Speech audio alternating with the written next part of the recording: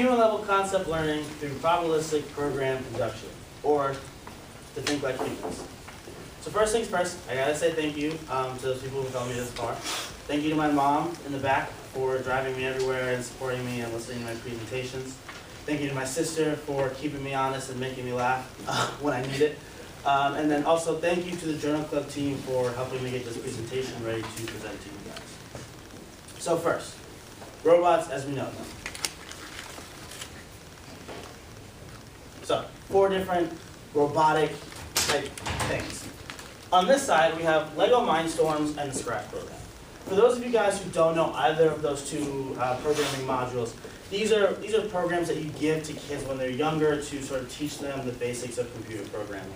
For example, with the Mindstorms NXT robot, you build a robot out of Legos, you strap on like a light sensor, and you say, walk until you see the color red. If you see the color red, turn right. If you see the color red, turn left. Things like that. The Scratch program is essentially the same thing, the difference being it's not applied to an external computer, it's not applied to a robot. Now on the other side, we have C3PO, R2-D2, and Wally. These programs, these computers are on the other spectrum of complexity relating to computers. These robots have near sentience, you can almost say. R2-D2 and C3PO are these robots that have a code, obviously, but they have conversations with people. C3PO speaks different languages. R2-D2 is a battle drone and gives us pilot information about space and the ships flying around them. These are highly complex robots. And then on the bottom we have Wall-E. Now Wall-E is like a trash compactor, trash picker-upper robot. But if you've seen the movie, Wall-E has some really cool adventures, goes all over space, learns different things, and it's solving a Rubik's Cube. So you can see that it's capable of programming outside of what its original intent was. Now, robots as the authors envisioned them. Those of you who've seen The Incredibles know that this is The Incredibles. Those of you who haven't, I'm sorry, you should. But this robot is really integral to the paper that I'm about to tell you about. So for those of you who haven't seen The Incredibles, again, I'm sorry, this robot is built by the super bad guy in the movie. The intent of the robot, however, is to kill superheroes. Now the reason why this robot is relevant to the paper that we're about to talk about is this robot is taught to learn in a specific setting. Now, when you watch the movie, you see that the villain has the robot fight some superhero, let's say it's Cyclops. If the robot fights Cyclops, if the robot wins and the robot says, okay, this is how I beat Cyclops, these are the areas where I had some trouble, where I almost was about to lose, these are the areas where I exploited his weaknesses. If the robot loses to Cyclops, if he beats up the robot, destroys it, the robot is then rebuilt, but it's also rebuilt with the information about how it lost. This is where I messed up. This is what I should have done in this instance. And then the robot's able to come back, fight Cyclops, and then kill Cyclops the next time. And it continues this process until it's the super, super duper machine that can fight any robot except for the Incredibles family in Frozone, and can beat everybody else. Now, this robot is sort of a middle ground in the spectrum that I just showed you before. On this page, you have super simplistic and super complex. This robot is complex for sure, but its complexity is not to the point where it essentially is like a person. You can't have a conversation with this robot, obviously. You could have a conversation with R2-D2 or C3PO, even though they're still computers, and that's the important thing to remember. So, BuzzFeed quiz time. Do you guys think like a human or a computer? What's that? What's that? And what's that? Congratulations, you're all humans. Now, let's see how a computer used to think. B equals 8. Kind of a weird thing to say. Maybe some of you understand what I'm saying, but this is the important part. A computer in the past would look at the letter B and say, okay, this is a thing that has 2 circular sections that are either one is smaller on top and bigger on the bottom, or both circular sections are around the same size, and they're connected at a sort of middle point. They see 8, and they see, okay, we have 2 circles. That's close to a circular thing. And they're on top of each other. The one on top is either the same size as the one on the bottom, or it's equal, or it's a little smaller. So they say, okay, B equals 8, 8 equals B. Depending on whether the program is taught to observe numbers or taught to observe letters, it'll change the orientation that it goes. But the end result is that these 2 things are the same in a computer's mind. Now, how does a human learn? let's go back to the Segway. So you see a Segway, you see a bike, you see a car. You realize these are all things that get me around and take me places. And you're like, okay, cool, I'm gonna look at the Segway specifically. So you look at the Segway.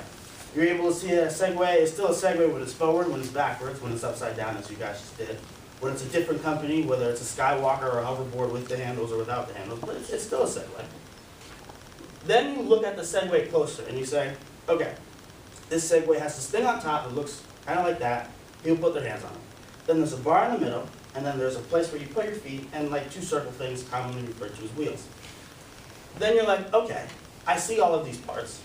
Let me apply them somewhere else. And this is the key part about how humans learn. They're able to take these pieces, the wheels, the handlebar, the middle bar that connects it, the platform, and say, this applies to this other thing that I don't know the name of, commonly referred to as a motorcycle, or this other thing, like a car. They all share the same thing, and they're probably all related for that reason. Now, let's examine the human learning process in the context of language. And this is important because this is how the paper is studied. So first, this is Sanskrit, I believe. And you see this table of characters in this language. And you look at this character, let's call it character A. And you're like, all right, character A is related to characters the rest. And you look at character A, and you are able to recognize different handwriting styles, different fonts, different orientations, different trials of writing character A as all being character A, even though they vary. Because we all know if you write the same thing 9 times over, it's not going to be exactly the same. I'll write something differently than Catherine. And then you look at a different character, this is character B, obviously. But you look at character B and you're like, okay, in order to make character B, I have to do these 3 movements. I have to go from here, I got to do a circle, then I do this little squiggly line over here. But you recognize that those 3 pieces of character B make up character B. And then, finally, you're able to say, okay, these things in character B, these strokes, these movements, these directional hand movements, can come together and make other characters, characters C, D, E, F. And that's how you get like an alphabet type. Now, I speak Chinese, so of course I'm going to throw a little Chinese in. Let's examine the learning process in the context of a character, especially considering when you study Chinese, you actually go through all of these independent steps, but in a more, you're more cognizant of what you're doing. It's not so subconscious. So this is the character him, Ta, that's how you pronounce it. So you look at this character, and then you're able to recognize it, different fonts, different colors, different thicknesses, different backgrounds, different situations. Then you look at the character again and you say, okay, first you have the stroke that goes down.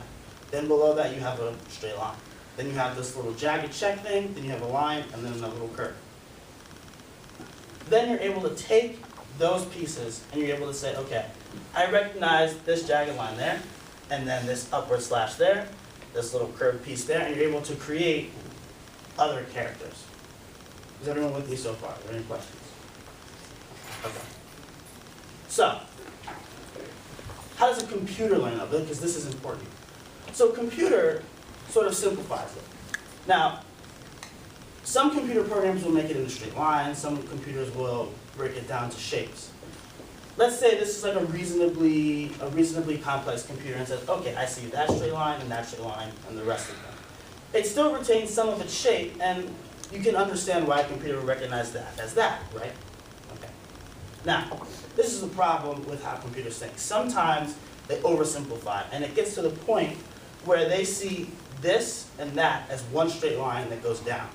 And then they see this sort of section as some vague representation of some shape that changes around it, some sort of regular slope. So if it's a particularly simplistic computer, they'd be able to say, okay, this is a straight line, and this is a part that's sort of like changes shape, and maybe it's a little backwards, but it's like generally the same size relative to the line. So, okay, it's the same character. Now this is obviously a gross oversimplification, but the point is just to show you that computers make mistakes, and we all know computers make mistakes. Sometimes you reverse image search and it shows the wrong thing. Sometimes you have a program and it recognizes something incorrectly and says it's something else. But this is just to show you that the scientists are trying to fix, which is an oversimplified code. Now, this program that I told you, it utilizes language to sort of fix this problem. Why does it use language? It uses a program called BPL, Bayesian Program Language Learning. I apologize for all the words, most words, any slide that you see. BPL. What is BPL? Essentially, it is a program that is taught to understand something that can be analyzed but not predicted. What do I mean by that? If I were to draw the letter A, you guys can all look at the letter A and say, okay, it has these, it's like a triangle up top, there's no connection in the bottom, there's a connection in the middle. And you say, all right, that's what makes it an A. The prediction part comes in where you say, well, you can't actually say, I know exactly how Jackson's gonna write A the second time.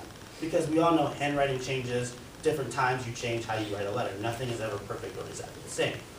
Handwriting is perfect for this situation in two ways. One, it is a very simplistic form of BPL, so it makes it easier to code for. But two, if you're able to analyze and understand handwriting to the point where it looks like a computer is writing like a person, then you know that a computer is actually learning something, that it's actually understanding something.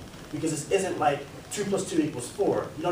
You can create equations that don't require any sort of learning or understanding, that just sort of spit the result back out. In this situation, you have to truly understand the essence of whatever you're looking at, be able to understand what's irrelevant, what's going to change, and that sort of thing. So, how did they teach computers how to write? This is what they did. First, they said, all right, computer, you have X amount of movements that you can do. You can go like that, you can make a little curve there, you can change the curve, you can go up, down, left, right, squiggles, circle. These are the movements that you're allowed to do. And by saying these are the movements that you're allowed to do, they're also saying these are the movements that you're going to be able to recognize. So, from that point, they then taught the computer how to recognize these movements as parts and as parts that may change a little bit with different orientations, saying even though the angle is a little bit there, it's still going to be the same thing. Even though the curve isn't as smooth, it's still the same thing. Then they say, okay, sometimes you're going to take these movements and put them together. So in this instance, it's like you have 2 of movement 1 stacked on top of each other. Recognize that these are 2 of movement 1s stacked on top of each other. Looks a little bit like a backwards 3. Keep in mind when I said that. Then they say, okay, we're going to take these smaller groupings of movements and put them all together. And they say, here is character A. Character A is composed of 2 movement 1s and a movement 2, put together in such and such orientation. Now this is the important part. The computer is then taught that while character A consists of 2 movement 1s and a movement 2 or movement 3, you look at the character and you say, this is the character, let me break it down, this is what it is. Not, you need these 3 things, and then it's a character in any situation. Does that make sense? It was a little fuzzy when I explained it. Okay, so, this is the fun part. This is why I gave you guys the note cards. So, what the scientists did, they did what's called a Turing test to see if essentially the computer was able to write and analyze in a way that would make it look like it was a human. So, the first thing they did was they showed the computer and a human, they showed them a character, a letter, a novel thing. And they said, write it over 9 times. The computer and the human were both given the same character. And I want you guys to write down on your phone or your note cards or whatever you have to mark this down, which one you think was written by the computer. And these are the 2. So one block will be written, one group of 9 will be written by humans, one group of 9 will be written by computers. So I want you guys to write down which one you think is which. I'll give you guys a couple of seconds. There's a couple of them.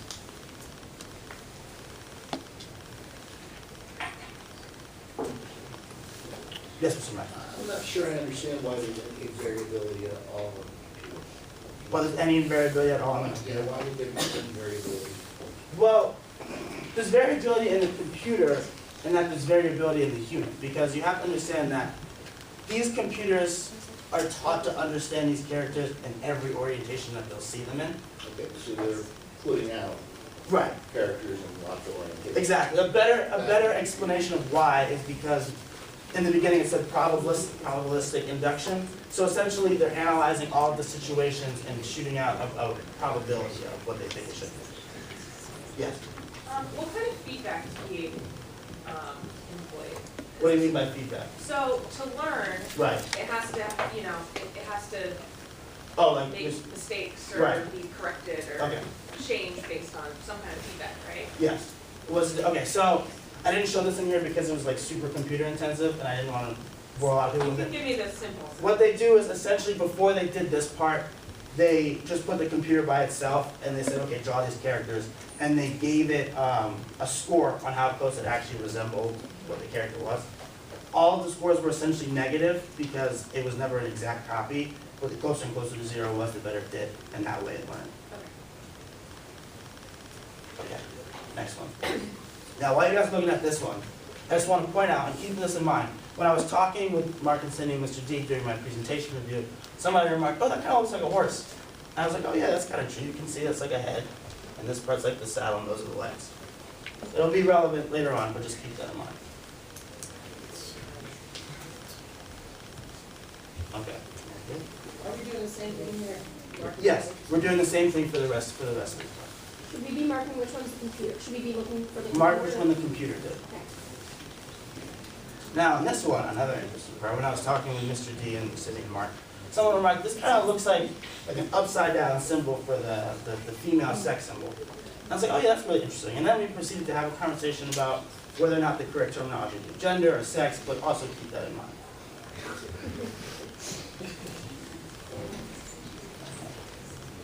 That's the last one for this group.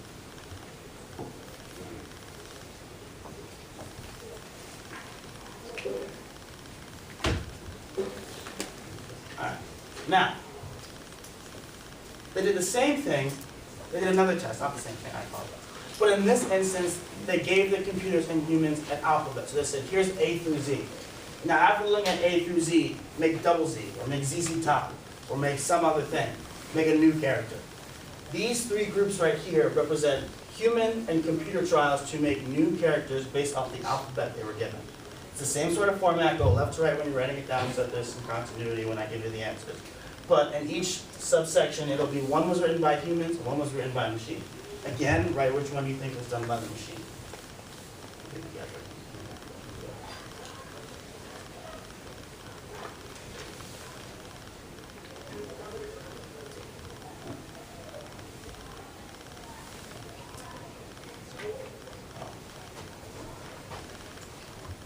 Jack, do you have a question? Yes, who has a question? Me. In the top one, which are you selecting of the two boxes on the right? I'm sorry, which one? Like up here? Yeah. No, these are just the alphabet, the alphabet is Oh, okay. here. It's all these, I thought. Okay.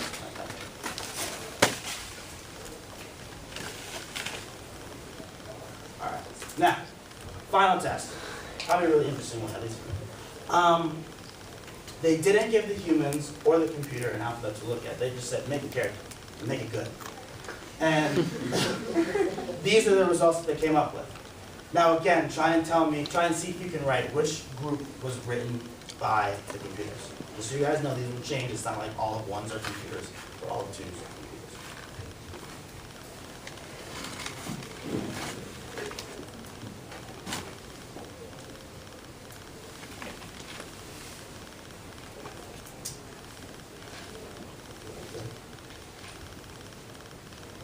Everyone know the answers now? Alright, I'm going to give you a heads up. You probably all got like half of them wrong, but I'll still show you anyways. Okay, so for this one, the correct one, this one was written by the machine. For this one, this group was written by the machine. Yep, that's still right. For that group, number 2 was written by the machine. Yep. And then for this group, number 1 was written by the machine.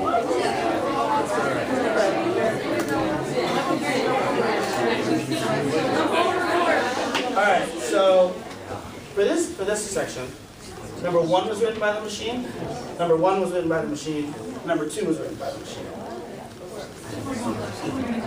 Alright, now for these 4, number 2 was the machine, number 1 was the machine, number 1 was the machine, and number 2 was the machine.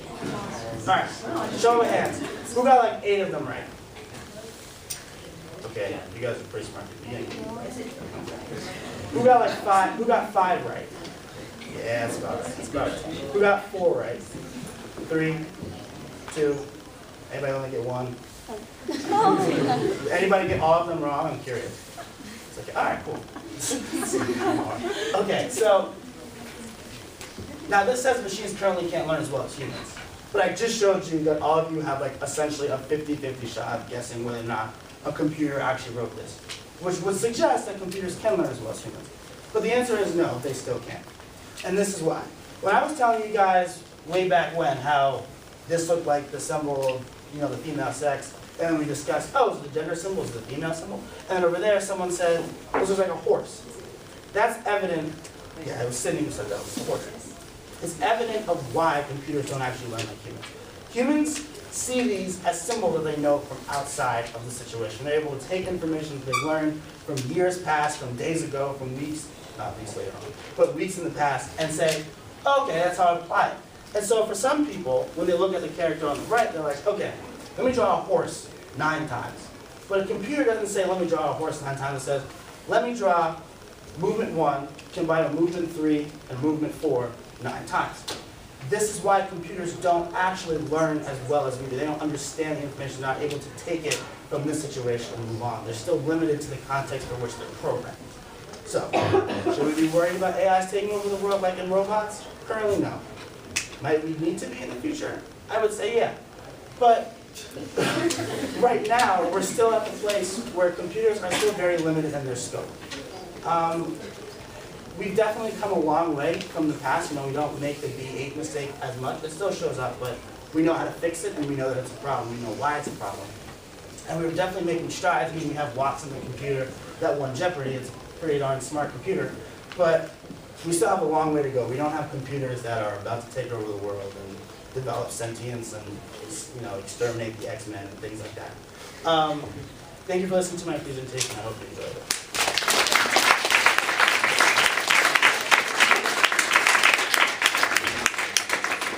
Any questions for my judge? Yeah. Do you know if are they using neural networks in this? I do not recall encountering that, so I don't think so. Yeah. Well, this study seemed to mostly discuss topics or how computers learn in a sort of analytical, learning handwriting as Right. opposed to emotional/human interaction kind of things, in which is commonly depicted in popular media. Mm-hmm. Do you think if, for example, if we strive to create a human-like AI that understands human emotions or basically circumstances in which emotions and not what is learned through kind of handwriting analysis and hand, do you think it will learn in a different way? Well, see, the thing is, I think the whole point of being able to create a computer that can understand emotions is being able to create a computer that can analyze handwriting in the way I was telling you. If you have a computer that's able to look at that and verbally say, oh my gosh, that's a horse. I know what a horse looks like. They're those things that run around. Then you have a computer that could conceivably be able to understand emotion, and here's why. Emotion is something that can be analyzed but not predicted. You can understand Mr. D questions that because he thinks we're all essentially robots created by chemicals, so don't look at his physical face. But you look at an emotion like, okay, he got mad because so-and-so punched him, or he cried because he broke his arm. But you can't really predict emotions because emotions are pretty fickle things and we don't really understand them ourselves. Like writing words, writing letters, like I said before, is a very simplistic, very base level understanding of this sort of body of knowledge that can be analyzed but not predicted. I think fully getting to the point where this handwriting thing becomes like a conversation for the computer, we get to the point where the computer's like, I rode a horse once, it was a fun time, I fell off a few times, but it was still cool. If you can get to that point, then you're getting closer and closer to a robot that's able to understand emotion, at least as I see it. I'm no computer scientist. Are there any other questions? Yeah. Could understanding emotion and being able to recognize emotion be different things? Like you just recognize somebody's expression on their face. Yeah. Couldn't teach computers to do that and get a similar result? I mean, obviously the computer doesn't understand, but maybe it can respond in a emotional-like way. I think you could definitely get a computer to respond in an emotional way, but the problem is it's never going to be 100% emotional because emotions are irrational sometimes. I feel like I'd say 40%. I don't even want to give a number because you don't give numbers to emotions. That's contradictory. But I feel like a good amount of time, emotions are inexplainable, and so if you were to try and limit a computer to understanding emotions by adding and subtracting and doing the math out to figure out why this arose, it's not actually doing what you want it to. It's just sort of faking it till it makes it. In my response.